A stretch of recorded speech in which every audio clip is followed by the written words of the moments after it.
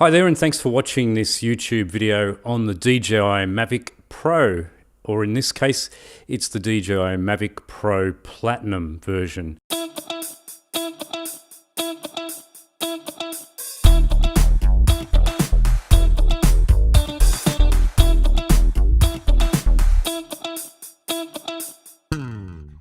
I've got a background in commercial helicopter aviation and also a filming background as well. So I've been filming out of helicopters for years. And my experience with the DJI is pretty good. It's actually quite stable. And it's probably the first time that I've seen these drones really come into their own, where they have a bit of autonomy to them. So you're not spending a lot of time trying to control them as a camera and also as an aviation platform. There's some really good instructional videos out there, and I just wanted to add to some of those that skip over some of the important points that I think you should be looking at. And one of the things that's the most important is to consider the wind. Now, as a pilot, a helicopter pilot, I always need to know where the wind is, know which way the direction, know how strong it is. And with these drones, there's a limitation. You need to know how strong the wind is. Is it over 12 knots? If it's over 12 knots, you're going to get that little high velocity warning all the time. And the motors are going to be struggling, depending if you're downwind or crosswind or upwind. So you need to know where the wind's coming from and how hard are those motors going to work. It's going to change the way that the platform operates. If you've got a wind on the crosswind, it's going to make it wobble a little bit, and you want to try and make the aircraft not move as much as possible so the stabilization doesn't have to work as hard to try and get you a nice smooth shot. Also, if you're trying to get that drone returning home, you need to have things in your mind like getting a really strong battery, or start with a really new battery, and plan that long distance shot first.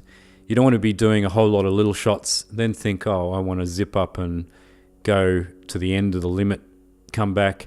You might find you run out of batteries before you get back home. So another consideration is planning those shots. Go do your long distance shot first, come back.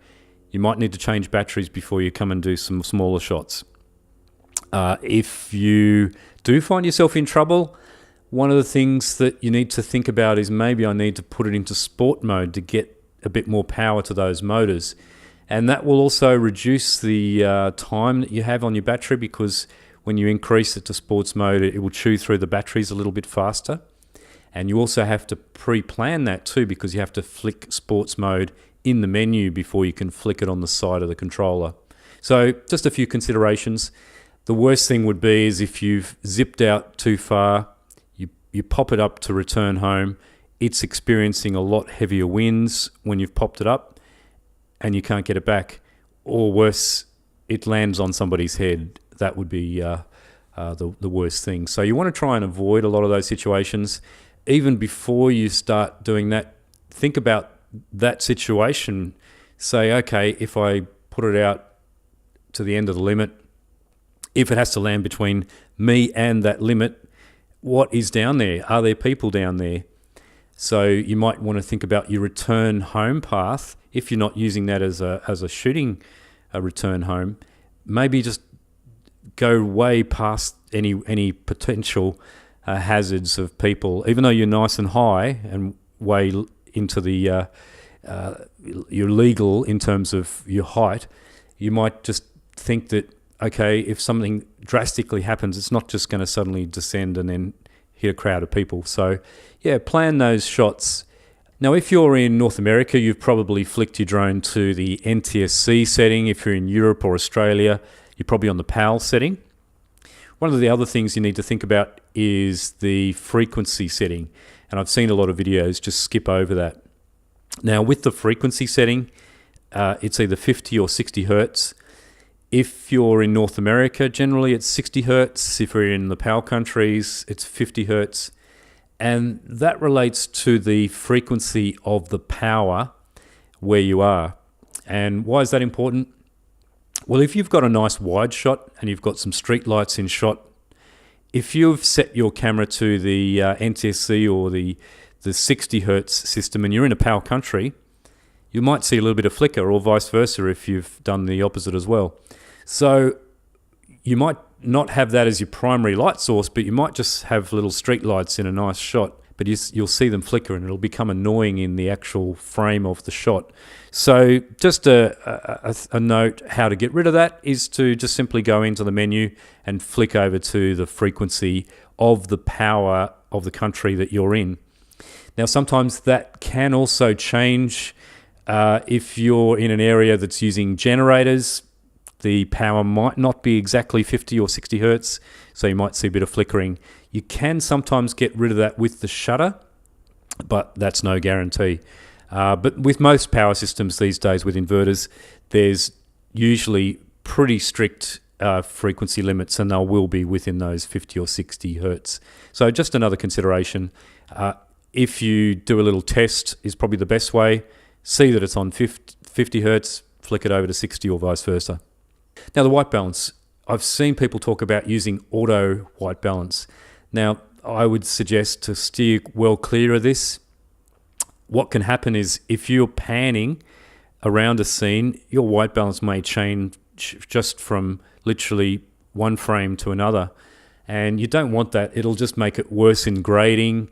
So my advice is to steer clear of the auto white balance and go for something like a custom white balance. If you're outdoors, try somewhere around about the 7200 degrees Kelvin. See what works for you. Do some tests.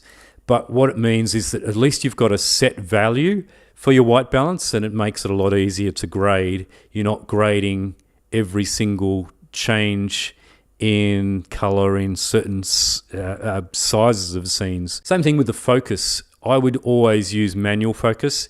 If you can't see where the focus is and you've got a nice wide shot, you might want to go to infinity, then flick it over to manual. The last thing you want to do is have the drone hunt for the focus as it's traveling along, because it will give a sort of jittering effect to the camera, and you want to try and minimize a lot of this so the camera stabilization doesn't have to work overtime. So yeah, I would go for a manual focus. Another tip with the focus is when you're outdoors using an iPhone, an iPad, it can be quite hard to see the screen. So you might think, oh, I don't want to turn on some of these things like the zebras and the peaking because it will affect the screen and it won't give me a look what I'm looking for. But I believe that what you really want is it to look good at the end product. You want all the advice or the help you can get, and by turning the peaking on, you'll find that will help, and that puts little red highlights around what's in focus, and that does help you see exactly what's in focus for that particular time. Just another little quick check, and it means that you can concentrate more on flying the drone. Another thing I would also use is the zebras, and that way that you know that what is overexposed is got the zebras. Anything that's normal exposure is either just peaking in those zebras. So yeah, the peaking and the zebras I would use on the camera. These cameras and cameras like the GoPros, they don't have an iris as such, and what they do is use the shutter speed to reduce the amount of light coming into the lens and into the camera. So sometimes you can get with lots of vibration, especially on an aerial platform like this, or if you put a GoPro on a car, you can get this thing called a jello effect, and it's like jelly running down the edges of the sides of your image. Now, the easiest way to overcome that is to not have your shutter speed acting as the iris. Is the easiest way to explain that, and easiest way is to put an ND filter on the front, and it's like putting a set of sunglasses on. It reduces the amount of light coming into the camera, so effectively you are stopping the lens down. Have a strong battery, know where your wind is, use the peaking or the focus guide, use your zebras, using an ND filter and have fun.